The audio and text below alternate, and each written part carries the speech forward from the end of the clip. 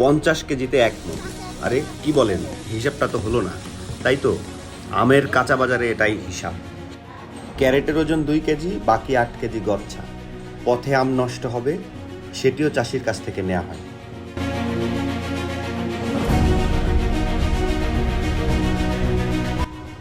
বাগান থেকে আম পেড়ে ক্যারেটে বোঝাই করে লোড করা হচ্ছে ভ্যানে, নিয়ে যাওয়া হবে আড়তে। 2 থেকে 3 বিঘার একটি আম বাগানে গাছের রক্ষণাবেক্ষণ এবং সব মিলিয়ে চাষাবাদ খরচ প্রায় 70,000 থেকে 1 লাখ টাকা পড়ে। গত সপ্তাহে আমরা গিয়েছিলাম ঝিকরগাছা উপজেলার শিমুলিয়া গ্রাম থেকে শার্শা উপজেলার বাগাছড়া এলাকায়, যেখানে একটি আমের আড়ত আছে। সেখানে শিমুলিয়া থেকে নাভারণ, উলাসী বাজার, খাড়িখালি, জামতলা, বেলতলা হয়ে মাহেন্দ্রতে করে আমরা গিয়েছিলাম বাগাছড়া আড়তে। এই আড়ত থেকে সাতক্ষীরা, যশোর এলাকার আম ট্রাকে করে ঢাকায় নেওয়া হয়। আমরা যাচ্ছি, প্রায় কাছাকাছি চলে এসেছি আড়তের। যে ট্রাকে করে ঢাকায় আম নেওয়া হয়, সেই ট্রাকে করেই খালি ক্যারেটগুলি আবার এনে এখানে আনলোড করা হচ্ছে। আড়তে শুরু হয়েছে দামের বেচাকেনা।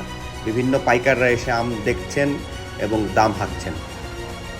শেষমেশ আম্রপালি জাতের 1 মণ আম বিক্রি করা হয়েছে মাত্র 1300 থেকে 1500 টাকায়, অর্থাৎ কেজি বিক্রি হয়েছে 32 টাকা থেকে 37 টাকা।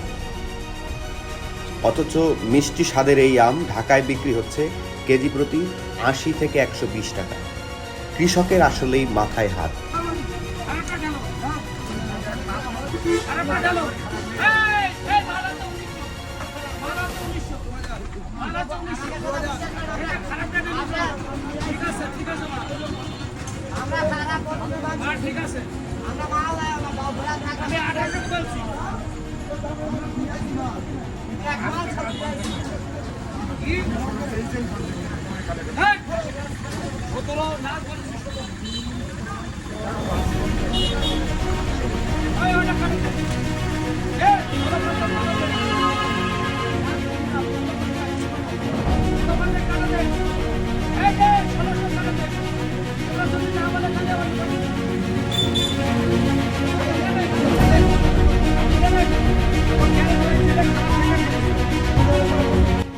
আমের আড়তে বাজার ব্যবস্থার একটি চিত্র।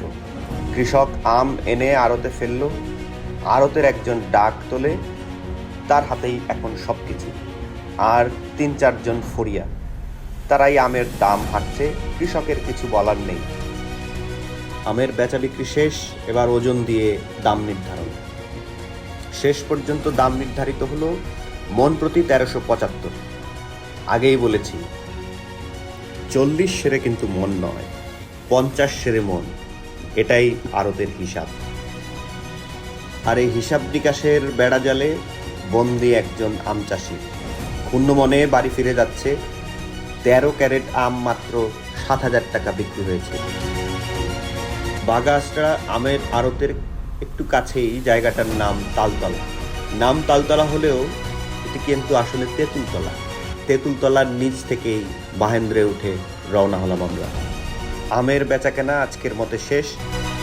বলে রাখা ভালো যে 2-3 বিঘা জমির একটি আম বাগান থেকে আয় হবে সর্বসাকুল্যে 40,000 টাকা, অথচ খরচ হয়েছে প্রায় 60,000 টাকা। কৃষকের আসলেই মাথায় হাত। সারা বছর পরিশ্রম করে লোকসানের বোঝা মাথায় নিয়ে বাড়ি ফেরা।